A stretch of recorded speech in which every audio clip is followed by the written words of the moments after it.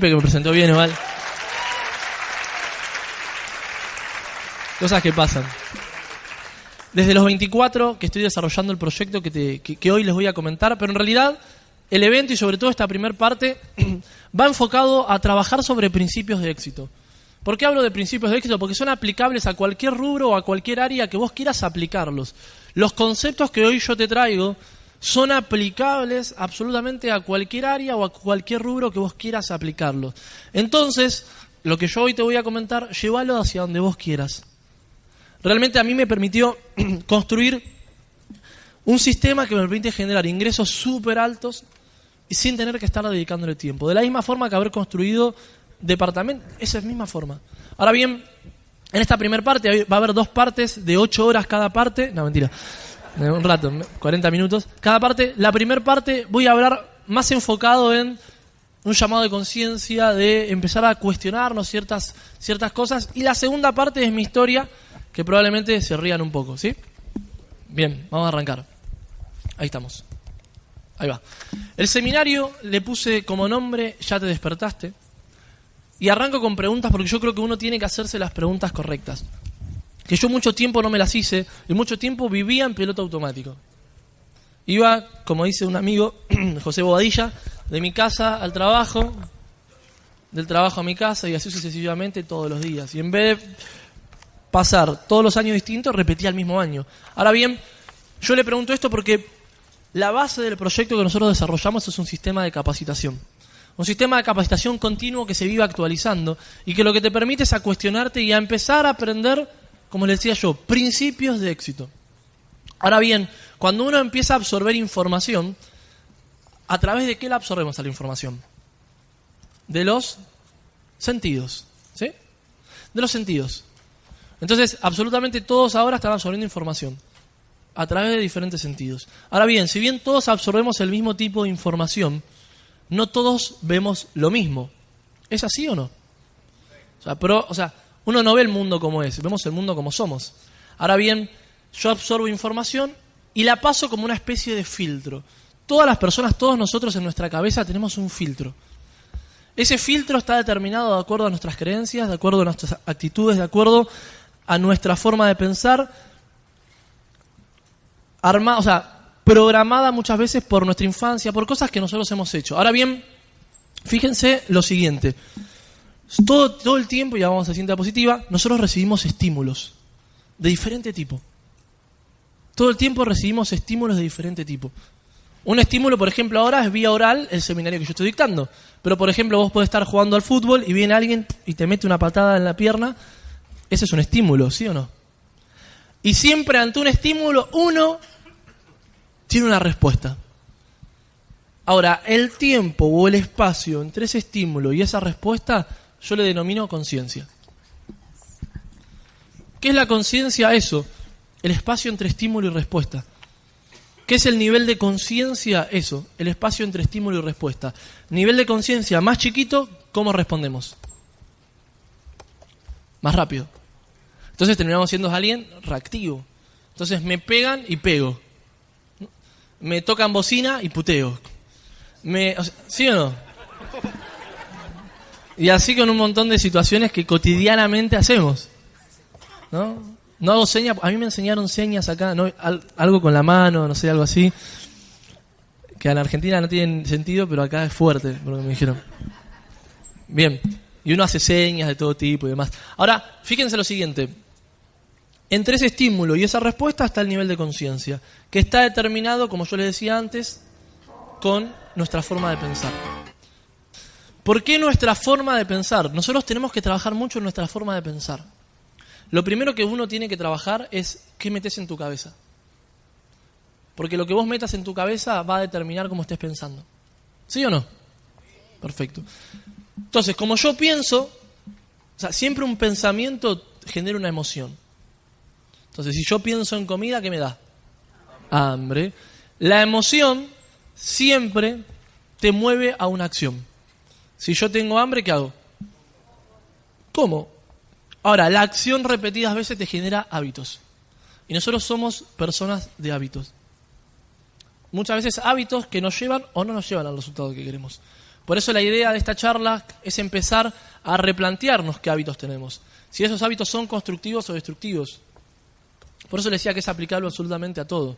Ahora bien, yo los hábitos que había generado en mi vida no me llevaban al lugar donde yo quería. Yo no les conté, pero antes de desarrollar este proyecto, siempre fui alguien que dijo, tengo que ir por más en la vida, algo más tiene que haber. Y yo, en mi vida, iba a decir pasada, pero sonaba como raro, trabajaba como conductor de trenes. ¿Bien? Acá sé que hay países donde directamente no tienen tren, acá sé que sí. Pero en Argentina, para que ponerlos más o menos, ubicarlos, un conductor de trenes es alguien que está muy bien posicionado. Es el empleo mejor pago a nivel Estado, y a nivel empleo, si no es el mejor, es de los mejores pagos. O sea, ese es ese empleo donde la mayoría, cuando sale del secundario, dice, yo quiero ser conductor de trenes. Porque cobras como 6, 7 veces un sueldo básico, trabajas 6 horas y encima tenés un gremio que te avala y que no te echan ni aunque, ¿sí? Ni aunque pises a Messi, digamos. Entonces, no hay chance. Yo vengo de familia ferroviaria. Mi papá ferroviario, mi abuelo ferroviario, el nieto que tenía que ser ferroviario, tal cual. Ahora bien, la información que yo me metía en la cabeza me permitía pensar de determinada manera. Me permitía generar determinadas emociones y accionar y generar determinados hábitos.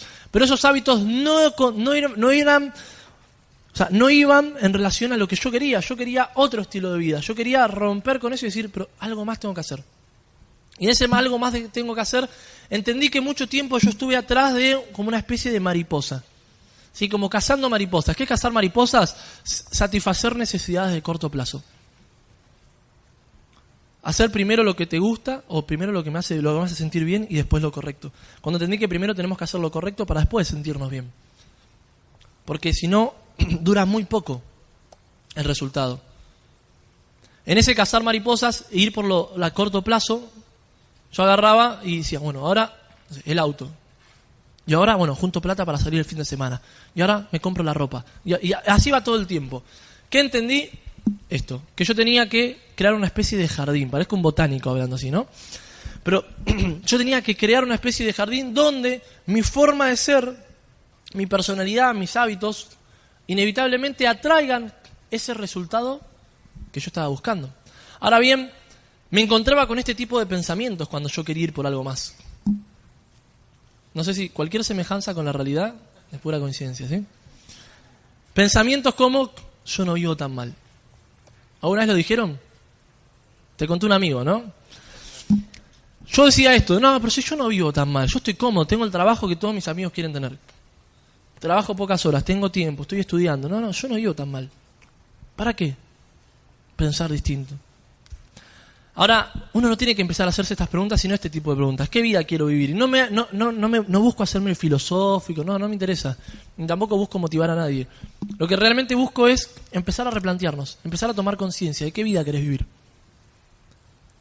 A mí me gustan este tipo de eventos porque muchas veces yo me llevo información y me replanteo situaciones que generalmente en el día a día no lo hago. Por eso valoren también, de hecho, estar acá. Ahora bien, en esa vida que yo quería vivir, me encontré con mi forma de ser. Me encontré que había una raza, así como están los elfos y está Gollum, había una raza que se llaman los tibios. ¿Quiénes son los tibios? Esas personas que quieren algo distinto pero no hacen nada distinto. ¿Quiénes son los tibios? Aquellos que dicen, no, pero mejor me quedo guardando o cuidando lo que seguro, pero no voy por algo más. ¿Quiénes son los tibios? Aquellos que después cuentan la historia de casi llego. ¿Quiénes son las personas o los tibios? Yo era uno de ellos, por eso lo estoy hablando porque lo conozco, Toda mi vida había sido así. Aquellos que cuando son buenos en algo, lo dejan. Aquellos que son grandes comenzadores de cosas, pero pocas veces terminan algo. Aquellos que no dan el 100. Ese era yo. Pertenecía a esta raza. Y muchos años pertenecía a esa raza. Y me juntaba ¿con quién? Contigo. Uno es el promedio de la gente con la que se rodea. Si te juntás con 2 negativos, el tercero sos vos. Si te juntás con 2 tibios, el tercero sos vos. Y claro, entonces uno inevitablemente se va a comparar. Y no está mal compararse. El tema es con quién te vas a comparar. Yo generalmente me comparaba con gente que estaba peor que yo. Entonces, ¿yo cómo estaba? Uf, era Dios y Mariano, ¿entendés? O sea, ¿pero por qué? Porque claro, me comparaba con gente que estaba peor que yo. Entonces, si te vas a comparar, compárate con alguien que sea un referente para vos. Es una de las formas de salir de eso. Ahora bien, en ese camino, cuando yo identifico que era un tibio, que era alguien que jugaba, pero jugaba a no perder, en vez de jugar a ganar, jugaba a no perder. Imagínate en México en el Mundial jugando a no perder. Te dan ganas de matarlos a piñas, ¿o no? Y están así en la defensa. O Argentina, ver a Messi que juega con el arquero. Te dan ganas de agarrar la cabeza. Entonces, como yo pertenecía a eso, una vez que lo identifico, entiendo que inevitablemente tengo que recorrer un camino para salir de eso. Y estoy seguro que la mayoría de ustedes ya escuchó esto, ¿o no? Que tenemos que ir de A hasta B. ¿Lo escucharon alguna vez? Yo lo había escuchado. Toda mi vida lo escuché. Pero muchas veces escuchamos cosas y pasan de largo. No hay peor oportunidad perdida que aquella que no pudiste ver. Cuando estoy en A y quiero ir a B, lo primero que tengo que tener en cuenta que es ¿dónde estoy? Y acá entra en juego la sinceridad. Yo mucho tiempo no quise reconocer dónde estaba. No quise reconocer las habilidades con las que contaba y con las que no contaba. Entonces yo pensaba que estaba a donde está el sillón, acá, y yo estaba acá. Entonces, claro, todas las acciones que yo hacía no me llevaban al lugar que yo quería. ¿Pero por qué? Porque no sabía dónde estaba. Primero uno tiene que aprender a liderar su metro cuadrado, aprender a ver qué habilidades realmente contás y cuáles no. Y ser sincero con eso y reconocerlo. Y las que no, me apoyo en la experiencia de otros. Y en la que no, leo libros. ¿Para qué están los libros? Para aprender de la experiencia de otros. Personas que le dedicaron toda una vida a leer un libro, yo en 2 semanas, en una semana lo leo. Y aprendí todo lo que esa persona aprendió en su vida. O sea, los libros están para eso. Los libros están para aprovecharlos y aprovechar la experiencia ajena. Si no, es muy poquito. O sea, vivimos 80, 90 años, es muy poco para aprender toda la historia. Por eso hay que leer. Cuando uno empieza a leer, empieza a conocerse más y empieza a entender dónde estamos ubicados. O sea, ¿realmente dónde estoy ubicado? Quiero ir para allá, pero ¿dónde estoy? Porque si querés ir para Argentina, pero no sabes si estás en México, en Canadá o en Europa, ¿qué avión te tomás? Es eso, ¿eh? Ahora bien, una vez que tengo bien en claro dónde estoy, tengo que ver hacia dónde quiero ir. Y ese hacia dónde quiero ir, el otro día hablaba con un amigo, muy amigo mío, se llama Pablo Di Benedetto, y nosotros hablamos, sí, la gente, lo nuevo decir quién es, ¿no?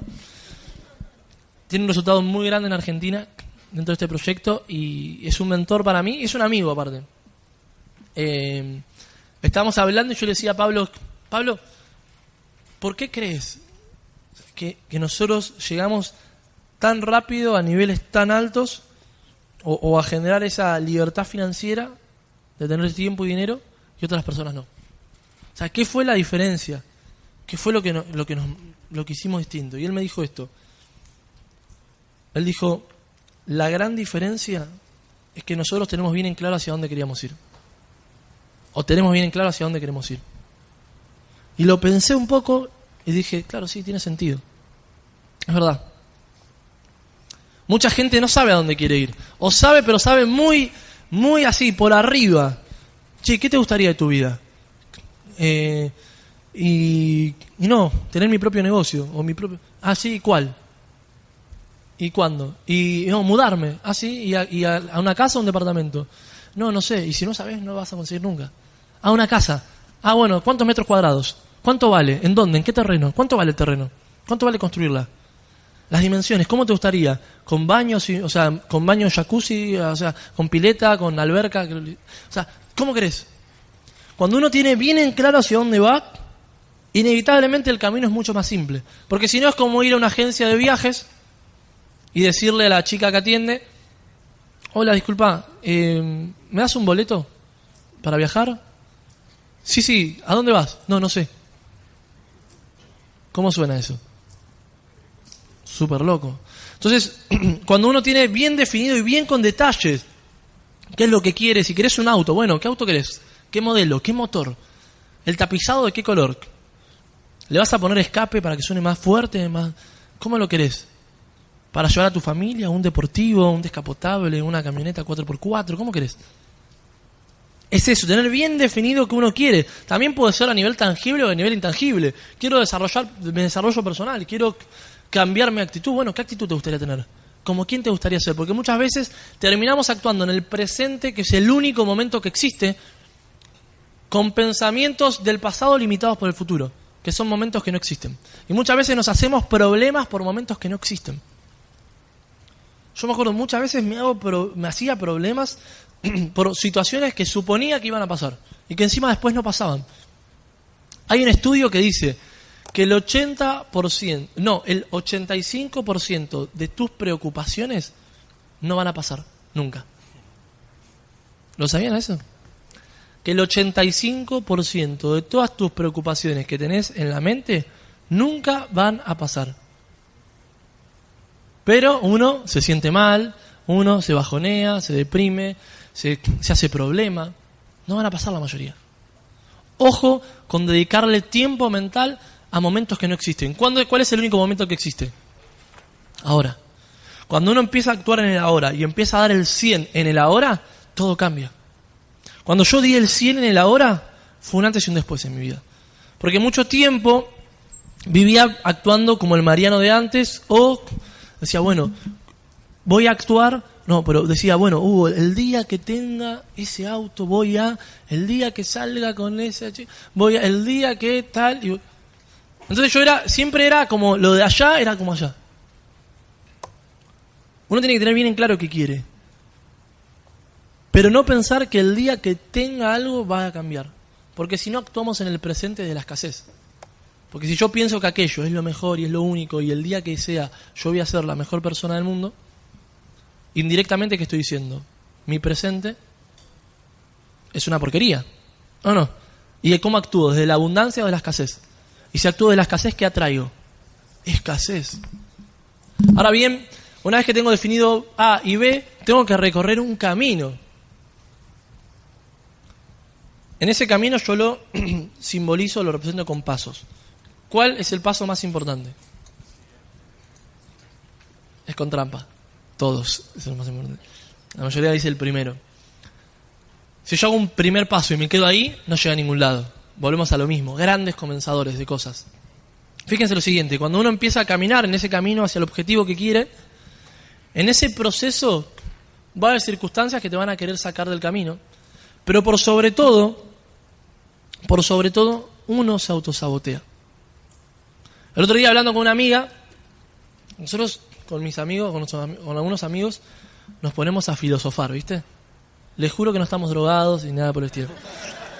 Nos ponemos a filosofar y nosotros hablamos y decimos, claro, y llegamos como a la conclusión de que todo el tiempo nosotros estamos acostumbrados a trabajar, o a construir desde el desorden hacia el orden, desde el desequilibrio hacia el equilibrio. Porque todo el tiempo es, entonces como me falta plata o como tengo este problema, y todo el tiempo arreglando problemas. Arreglo esto, arreglo lo otro. Y cuando uno empieza a capacitarse y a trabajar en materia emocional, a conocerse más y demás, es como que empezás a equilibrarte. Entonces, como toda la vida construimos desde el desequilibrio, y cuando ya uno está bastante equilibrado, inevitablemente, ¿qué hacemos?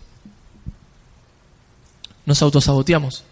Porque si el desequilibrio no es externo, tiene que ser interno. Si yo me acostumbré a vivir así, siempre tapando baches, siempre cubriendo vacíos, ¿sí? Las rachas, ¿viste? La típica frase, 2 buenas, 1 mala, ya tienes la mala.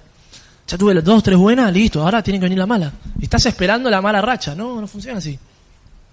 Y a veces nos pasamos en la vida esperando las malas rachas. Ahora bien, en ese autosaboteo, yo lo que les voy a comentar es, y de forma gráfica, y que sea, y que se entienda, cómo yo entiendo este autosaboteo interno que nos damos. Y ahora también les voy a dar la solución también a eso, que encontré. ¿Les parece? ¿Están despiertos? Sí. ¿Tiene sentido lo que estoy hablando? Sí. Bien. No, andate. Bien. Primer punto clave. Acuérdense que la primera parte es como, yo me hago el Sigmund Freud y... No, pero la primera parte hablo más de eso, de tomar conciencia. Te repito, no busco motivarte, busco tomar conciencia. Nuestra forma de ser es la causante de todo. ¿Por qué? Porque nuestras creencias, a veces venimos con limitaciones, porque en algún momento nos dijeron que no podíamos, nos creímos eso. Como nos creímos eso, actuamos para justificar esa creencia. Si no, estaríamos locos. Si yo pienso que soy tímido, ¿cómo voy a actuar? Ahora te pregunto, ¿se nace tímido? ¿Conoces algún bebé que sea tímido? ¿Me siguen que lo vamos construyendo en la vida? Ahora, nuestra forma de ser muchas veces genera algo que se llama negligencia. ¿Qué es negligencia? ¿Quién se anima? Dejar de actuar, no ser responsable. Miren por ahí. Negligencia, desde mi punto de vista, es no ser congruente con lo que hacemos y con el resultado que queremos obtener. El negligente muchas veces es descuidado. Es aquel que dice, yo quiero vivir toda la vida, y anda en el auto sin cinturón de seguridad. Es aquel que dice, a mí no me va a pasar nada, y anda en la moto a 100 kilómetros por hora sin casco. Negligente es aquel que quiere calificar a diamante y no hace puntos. Negligente es aquel que quiere dar el salto y no auspicia, y no mueve volumen y no contacta. Cuando la base de este proyecto es generar estructura de facturación y equipos de trabajo, que te potencien y que te den libertad financiera, que te den tiempo, por sobre todo, porque lo que yo más gané es tiempo. Ahora bien, cuando uno es negligente, pierde el control sobre el resultado. Te repito, llévalo a tu área, a tu campo. Cuando uno es negligente, pierde el control sobre el resultado. Y como perdemos el control sobre el resultado, eso nos genera estrés. Y como empezamos a tener estrés, porque el estrés es tener, o sea, si vos tenés control sobre el resultado, no vas a estar estresado, para nada. Pero cuando uno pierde el control, se estresa. Y como te estresás, generás ansiedad. Y te empezás a poner ansioso. Y la respiración cambia, y te empezás a alterar. Y claro, y lo pasás ya a lo físico. Y a nivel mental y a nivel biológico, el ser humano actúa sobre la ansiedad. ¿Cómo? Utilizando mecanismos. ¿Qué mecanismos pueden ser? Por ejemplo, fumo un cigarrillo porque me siento más tranquilo, ¿o no? O no contesto más el teléfono a nadie, no me moleste, me encierro. Otro mecanismo, no respondo el teléfono. Lloro todo el día y no resuelvo nada. Me enojo. Un montón de mecanismos. O sea, muchísimo. El alcohol, la droga, son mecanismos también para evadir la realidad, para no afrontar las situaciones, para esquivar lo inesquivable y lo inevitable. Ahora bien, cuando yo aplico eso, ¿estoy resolviendo el problema? Para nada. ¿Sigue ahí o no sigue ahí el problema? Sigue ahí la situación. Ahora fíjense lo siguiente. Esos mecanismos generan un estado de aparente calma, ¿o no? Porque por un momento estoy tranquilo y salgo de rumba, salgo de fiesta, salgo de un antro, porque me olvido un poco de eso que tengo que resolver. Cualquier coincidencia con Bien, y una vez que genero ese estado de calma, como yo no resuelvo, y lo voy a hacer más rápido, ¿qué me genera eso? Negligencia. ¿Por qué? Porque no resolví. Lo dejé ahí en stand-by. Y como me genera negligencia, ¿eso qué me genera? ¿Y eso qué me genera? Y es un círculo, y yo, de forma muy creativa, le puse a este círculo el ciclo del pollo al horno. No se lo copia a nadie, se lo juro. ¿Por qué digo el ciclo del pollo al horno? Porque en realidad si no salimos de eso estamos al horno. Pero acuérdense que yo les mostré el causante, que es porque somos negligentes, pero ahora les voy a mostrar la solución. ¿Sí? ¿Les parece? Sí. Bien. Este es el momento, ¿viste? En que la película tipo El Señor de los Anillos, cuando dice, te voy a mostrar la solución y termina, tenés que esperar 7 meses. Bueno, en este caso no, te lo voy a decir ahora. El camino entre A y B, la solución para romper ese círculo de negligencia, eso que yo les hablaba recién, la encapsulo y la resumo en 4 conceptos básicos que le voy a explicar. En 4 conceptos básicos. O sea, la respuesta a esto que le estoy hablando. El primer concepto es la productividad. ¿A qué me refiero con productividad? Que uno tiene que buscar ser productivo, no estar ocupado. Muchas veces vivimos ocupados y no somos productivos. Y no tenemos el resultado que queremos. Y la gente me dice, pero yo le doy, y le doy, y le doy, y le doy, y no pasa nada. No pasa porque estás ocupado y no sos productivo, porque no sabes optimizar tus recursos. Es eso, aprender a optimizar tus recursos, aprender a tus habilidades, enfocarlas en una dirección. Y yo mucho tiempo, ¿qué hacía? ocupado, y veía estar ocupado, y no era productivo. Todas esas habilidades o recursos no los usaba de forma eficiente. Uno tiene que trabajar en la eficiencia, en lo que tengo lo pongo en práctica, en lo que tengo lo pongo en práctica. Cuando uno empieza a hacer... Y a veces pasa que vos estudiaste 3 semanas para un examen, un final de la universidad, y lo desaprobás. Y mirás así, y el que estaba al lado tuyo te dice, no, me acordé ayer que había que estudiar y aprobé. ¿Cómo puede ser? Es decir, claro, porque él fue productivo. Y a veces somos hijos del rigor, somos productivos en momentos de crisis. Ahora bien, ¿quedó claro el primer concepto de productividad? Bien, el segundo concepto que se le añade es el concepto de la envidia. Ahora, es importante, si yo le digo a ustedes la envidia, ¿qué es? ¿Positivo o negativo? Negativo. Si yo te digo, sos un envidioso, ¿qué me haces? ¿Me das un cachetazo o no?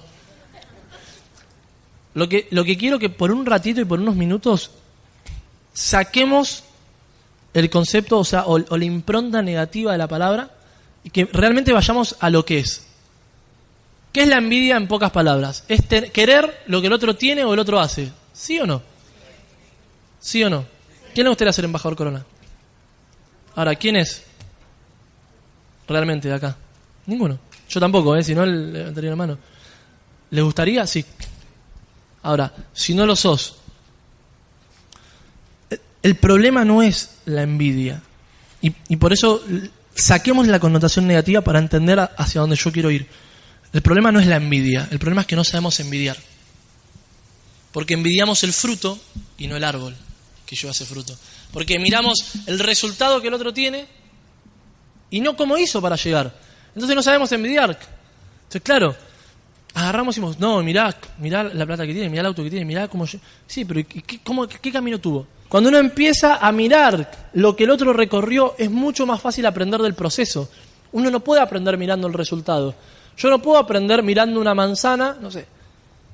No, tengo que mirar el árbol que construyó eso, el proceso. Yo mucho tiempo miraba el resultado, el tener. Entonces, claro, iba mi auto así. Yo tenía un auto de 2 colores, azul y óxido.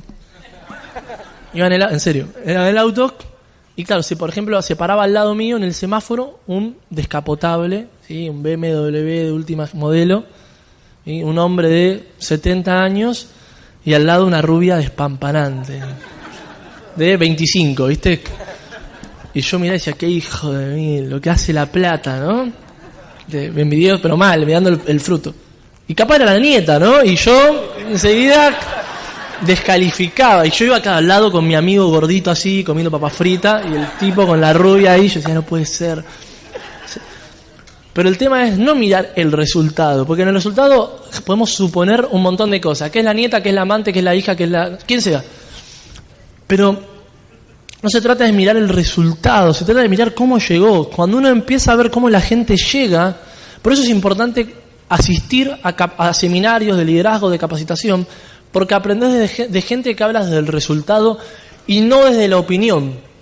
Yo en la universidad, por ejemplo, aprendí economía de un profesor que se tomaba el colectivo, el transporte público conmigo. Que a veces cuando me acuerdo que se compró un auto del profesor de economía y nosotros lo ayudábamos a empujar el auto para que arranque. Y no digo que esté mal eso, pero digo, no era congruente una persona que me está enseñando sobre micro y macroeconomía, no tenía el resultado, hablabas de la opinión. Entonces creo que lo importante es empezar a aprender de gente que también hable del resultado. Que eso no quita que no pueda aprender de lo otro, pero sí a lo que me refiero es de abarcar o abrir el abanico de posibilidades. Entonces cuando uno trabaja bien en este concepto de la envidia, que yo lo que digo es, lo miramos de otra óptica, inevitablemente podemos aprender muchísimo del proceso. ¿Quedó claro eso? Ahora, ahí van 2 conceptos. ¿Cuál falta? El tercero y el cuarto. El tercero, acuérdense que la idea es mirarlos de otra óptica, es el concepto de la disciplina. Si yo les pregunto a ustedes, ¿el mexicano tiene poca o mucha disciplina? ¿Poca o mucha disciplina? Vamos a generalizar entonces. ¿El argentino? Poca. Vamos a generalizar. ¿El latinoamericano? ¿El latinoamericano tiene poca o mucha disciplina? Poca. Bueno, yo pensaba lo mismo que vos. Pero entendí algo que es lo siguiente, que en realidad la gente tiene mucha disciplina, muchísima. El tema es que no está bien orientada. Fíjense lo siguiente, quiero que me respondan de forma sincera. Para estar 40 años en un trabajo que no te gusta, ¿tenés que tener poca o mucha disciplina? Muchísima. Para estar 30 años al lado de una pareja que no amás, ¿poca o mucha disciplina? Y mucha paciencia, ¿no? O sea, ¿tenemos o no tenemos disciplina? Tenemos, de sobra, o sea, para tirar para el techo. El tema está en que no sabemos direccionarla, es que está enfocado en satisfacer siempre necesidades de corto plazo y no a largo plazo. ¿Qué tenemos que hacer entonces con esa disciplina? Correrla para a largo plazo, para construir sistemas a largo plazo, sistemas que nos generen ingresos residuales, sistemas que nos generen ingresos que funcionen en piloto automático, sistemas que nos generen ingresos que sin nuestra presencia física sigan funcionando. Porque la disciplina la tenemos todos. Y si pensamos que el latinoamericano tiene poca disciplina, no estamos mintiendo. Porque les acabo de comprobar que hay mucha disciplina. Sobremanera, o sea, muchísima. El tema es, ¿para dónde la orientamos? ¿Cómo estamos pensando? ¿Cómo nos estamos enfocando? Ahora bien, una vez que tenemos bien en claro el concepto de productividad, de envidia y de disciplina, está el cuarto concepto, que desde mi punto de vista es el más importante. Es el más importante porque sin él los otros tres no funcionan. Sin ese concepto queda como todo muy en el aire. El concepto es el siguiente: soltar. Y para que yo hacerme explicar bien, lo voy a contar con una historia muy cortita a este concepto. Resulta que en Asia los cazadores de simios, de monos, ustedes le dicen changos, ¿le puedo decir monos? Así, bien. Los cazadores de monos crearon una especie de jaula que va murada al piso. ¿Sí? Una especie de jaula que va murada al piso, ¿sí? Clavada al piso, atornillada al piso, que la ponen en lugares de tránsito de esos animales en su área natural. Ahora bien, como está hecho para cazarlo, hay una reja en la parte de arriba donde el mono puede ver que hay comida dentro. Entonces el mono empieza a buscar para ver, quiere agarrar la comida, no puede, y ve que en uno de los laterales hay un hueco, un agujero. Mete la mano y agarra la comida y no puede sacar la mano. ¿Por qué? Porque esa trampa está diseñada para que la única forma en la que él pueda sacar la mano es con la palma abierta, como entró. Pero claro, ¿qué hace el mono? Agarra la comida y quiere salir y no puede, y quiere salir y no puede, y quiere salir y no puede, y pasa 1 hora, y pasan 2 horas, y pasa 3 horas, hasta que viene el cazador. Cualquier semejanza con la realidad es pura coincidencia, porque en la vida, ¿qué pasa a veces? Pasa 1 año, pasan 2 años, pasan 10 años, y seguimos atados a cosas que no nos llevan al resultado que queremos, y por miedo a no soltar, vivimos como una especie de cárcel imaginaria. Una especie de cárcel imaginaria que no nos lleva a ningún lado, que no nos gusta, pero que estamos ahí. Y no estoy hablando del trabajo, estoy hablando de creencias y de formas de pensar. Estoy hablando de creencias y de formas de pensar que no nos llevan al resultado que queremos y que sin embargo las tenemos ahí. Y las defendemos a muerte. No, mirá que animate a soltar. Si yo quiero agarrar, no sé, otro micrófono, tengo que soltar este que tengo en la mano.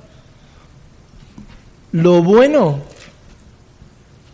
es enemigo de algo mejor. Porque cuando uno está bien, no ve algo mejor. Lo bueno hace que te quedes ahí, en lo bueno. Y no vas por algo mejor. Cuando yo estaba cómodo en el trabajo que tenía, no me animaba a ir por algo mejor, porque estaba bien. Y me repetía esta frase, por eso es importante soltar. Soltar frases como la siguiente: yo soy así. Mirá que yo soy así. No, mirá, yo ya estoy grande para esto, yo soy muy joven. No, mirá que yo soy así, yo ya... Ahora, si uno dice yo soy así, internamente quiere algo más, pero uno dice, no, mirá, yo soy así, inevitablemente, ¿cómo vas a actuar? ¿De la misma forma o no? Y si actúas de la misma forma, ¿el resultado cuál va a ser? El mismo. Entonces no se trata de actuar así, sino se trata de empezar a cambiar eso. Y muchas veces uno se compara con los demás y tiende a generalizar. No, porque todos en México están en crisis. Es verdad, pero también hay gente que no. No, mirá que todos están mal. No, todos no. No, mirá que no, la gente no se educa, la gente es un desastre, una maleducada. No, todos no. Ojo con comparar y ojo, o sea, cuidado con generalizar. Porque en el generalizar vos te metés en esa bolsa. Y es una muy buena forma de justificar de quedarte en el mismo lugar. Porque sí, todos son así. Y después entendí algo, que es verdad, pero que uno tiene que hacerse responsable de la situación. Yo mucho tiempo no me hacía responsable de mi resultado, porque todos tenemos un resultado. Nos gusta o no nos gusta, tenemos un resultado. Ahora bien, fíjense lo siguiente. Cuando uno se empieza a ser responsable, empieza el cambio verdadero. ¿A quién le pasó, ya que en este proyecto se trata de generar equipos de trabajo y generar estructuras de facturación basadas en productos de primera necesidad? ¿A quién le pasó que haya invitado 10 personas y te dijeron que no? Que hayas invitado a 10 personas que te dijeron, me gusta, pero está bueno, pero no es para mí. O mejor, esta sí. O que te diga, lo voy a hacer. Muy bueno, vamos para adelante. Y después no te responde en el celular. Pero entendí algo, miren lo siguiente. Si yo le digo a 10 personas, sí, los voy a hacer pensar ahora. Si yo le digo a 10 personas y las 10 personas me dicen que no, por el motivo que sea o por lo que sea, ¿cuál es el punto en común entre esas 10 personas? ¿Cuál es el punto en común entre esas 10 personas? A ver, los escucho. Uno mismo, que son todos vagos. No, mentira. Yo me enojaba, son todos vagos. Nadie quiere hacer nada. Al final quieren ganar más plata y no hacen nada. Yo me enojaba, ¿entendés? Al final son re incongruentes, decía. Pero el punto en común, como bien dijeron, era yo. Entonces, le voy a regalar una frase que la traigo desde Argentina. Si una persona te dice caballo, no le hagas caso. Si una persona te dice caballo, no le hagas caso. Si 10 te dicen caballo, comprate la montura. Comprate la montura. Gracias. Es así, comprate la montura. Yo no me hacía responsable. Pero son todos unos vagos. No, pero al final, cualquier cosa, no, mirá, y no me responde el teléfono. Sí, mi amigo, ¿qué pasa que no me responde el teléfono? Comprate la montura. Cuando uno empieza a hacerse responsable de las circunstancias, empieza a cambiar absolutamente todo. Porque si yo le echo la culpa al otro, ¿de quién es la responsabilidad de cambiar? ¿Mía o del otro? No, si yo le echo la culpa al otro, es del otro. Él tiene la culpa. Entonces, ¿quién tiene la posibilidad de cambio? El otro. Pero acuérdense que cuando uno señala, hay un dedo que señala al otro y hay 3 que te están señalando a vos. Ahora, entonces uno tiene que empezar a hacerse responsable de lo que pase. Hacete responsable, cargate con responsabilidades. Es lo mejor que te puede pasar. Porque atrás de una responsabilidad hay un aprendizaje. Y mientras más aprendizajes tengas, hay nada que más exitoso vas a ser en el área en el que quieras desenvolverte. Por eso hay poco abogado exitoso y multimillonario. De los médicos, la mayoría está en la media. Hay pocos que dan el salto. ¿Sí o no? Porque sé que hay muchos profesionales acá. En un montón de los contadores, ¿todos los contadores son mega exitosos y multimillonarios? No, pocos. En todas las áreas hay poca gente que es exitosa. ¿Por qué? Por la forma de pensar, por la forma de comunicar. Por esto que yo les decía, se hace responsable al 100% y no le echa la culpa ni al gobierno, ni al presidente de turno, ni a la situación, ni al cambio climático. Que no quiero decir que esas cosas no sean importantes, pero quiero decir que mientras uno esté esperando un cambio desde afuera hacia adentro, no va a pasar nunca. El día que no va a pasar, no va a pasar. O sea, por lo menos en los próximos años no pasa. Entonces, uno tiene que animarse a hacer cambios de adentro hacia afuera. Y yo en ese cambio de adentro hacia afuera me acuerdo que miraba el noticiero. Y el noticiero, las noticias ¿cómo son? ¿Positivas o negativas? Negativas. ¿Te genera más miedo o más ganas de cambiar y de miedo? Miedo te genera. Poca o mucha gente ve el noticiero. Mucha. Y ahora les pregunto algo, ¿qué es más fácil? ¿Manejar a una sociedad que tiene miedo o que no tiene miedo? Que tiene miedo, porque yo soy el político de turno, agarro y te prometo y te digo, no, mirá, con esto reducís un poquito tu miedo, bueno, dale, y te voto. ¿O no? Cosas que pasan, y pasan muchísimo en Latinoamérica. que uno vive y actúa en pos de, el que me reduce menos miedo y listo, ya está. Y cuando uno mira el noticiero, como las noticias son negativas, uno piensa que todo es así. Y hay que tener cuidado en generalizar. Porque el principal, y esto sí lo digo con sinceridad, y me atrevo a decirlo, el principal problema de la sociedad no es la inseguridad, no es la delincuencia, no es el asesinato, no es los políticos corruptos, no es la devaluación, no es la educación, la mala educación, no. El principal problema de la sociedad no es el ruido de lo negativo, es el silencio de lo positivo. ¿Sí? Porque hay mucha gente que tiene... Gracias. Hay mucha gente que tiene algo para aportar. Yo estoy seguro que la mayoría de gente es buena, gente que no tiene maldad. Pero enseguida encapsulamos a toda una nación. No, México no, el narcotráfico, Colombia, Pablo Escobar, no, Argentina, Maradona, drogadicto, droga, ¿entendés? Enseguida es muy fácil encapsular a las personas y poner una etiqueta. Tenemos que ser mucho más que eso. Porque si no vamos a vivir sumidos en esa etiqueta. Y es muy difícil salir de eso. Si no, vamos a estar toda la vida condenados a pensar de esa forma porque yo nací acá y porque si el noticiero dice eso, tiene que ser así. Y no es tan así. No estoy negando lo negativo. Con esto no voy a negar el asesinato, no. Pero lo que sí te estoy diciendo es que no todo es así. Que no todo es como dicen. De que si bien hay gente que, si yo miro para ahí, hay un montón de gente que tiene cosas negativas para decir y para hacer y cosas malas que hacen, hay mucha gente que hace cosas buenas y cosas positivas. Hay mucha gente que tiene algo bueno para aportar. Hay mucha gente que se gana la vida haciendo el bien o que se gana la vida de forma digna. Entonces nosotros tenemos que empezar a potenciar desde esa óptica. A empezar a ver a las personas de esa óptica. La gente está buscando un cambio. La gente en México quiere tener más plata, quiere tener más tiempo, quiere estar más tranquila. La gente está buscando eso. Miren, lo voy a cerrar a esta primera parte con una historia muy chiquitita. Dice así. Resulta que un padre va con el hijo al circo. ¿Sí? ¿Se entiende el circo? Sí.